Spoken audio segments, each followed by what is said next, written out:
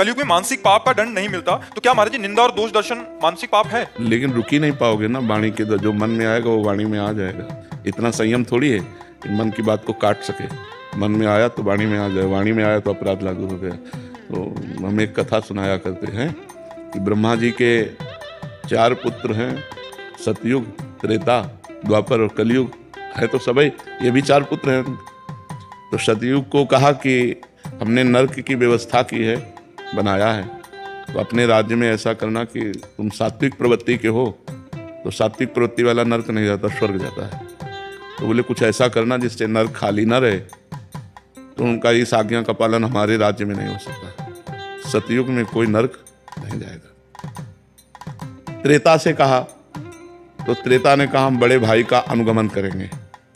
जैसे सतयुग में कोई नर्क नहीं जाएगा, ऐसे त्रेता में कोई बिरला ऐसे अनुगमन, माने मैं चलने की कोशिश करूंगा पीछा।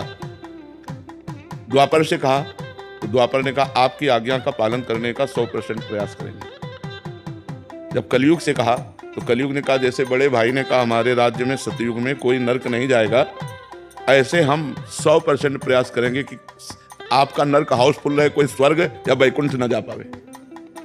तो एक कलयुग है, युग धर्म का प्रभाव है। झूठ बोलना एक बातचीत रह गई। पहले लोग डरते थे कि मैं झूठ बोलूंगा पाप लग जाएगा। नहीं, असत्य सम पातक पुंजा, झूठ बोलने के बराबर कोई पाप नहीं है। लेकिन क्या माना जा रहा है? झूठे ही लेना, झूठे ही देना, झूठे ही भोजन, झूठ चबेना। बोले आओ कुछ खा लो, बोले नहीं पाया है, और बिल्कुल पाए नहीं है, लेकिन बोल के आ रहे हैं। बोले हम आपसे मिलना चाहते, कहाँ हो? बोले इस समय तो मैं आगरे में हूँ।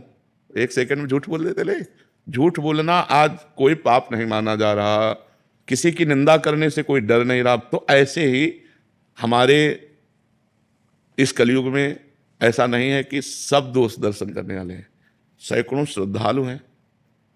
तो अब संख्या तो नहीं कि बता सकते, लेकिन कुछ अश्रद्धालु भी हैं। तो जो अश्रद्धालु हैं उनकी संख्या ज्यादा है, जो श्रद्धालु हैं उनकी संख्या कम है। माया के दिन रात, ज्ञान अज्ञान, निंदा स्तुति, मान अपमान, ये द्वंद्व धर्म है। तो ये सदैव अपना प्रभाव दिखाते रहते हैं। इन्हीं के प्रभाव से बचने के लिए नाम जप, सदग्रंथों का स्वाध्याय, जो गुरुजनों की वाणी है उसका मनन पठन, इसी से हम बच सकते हैं और कोई उपाय नहीं है।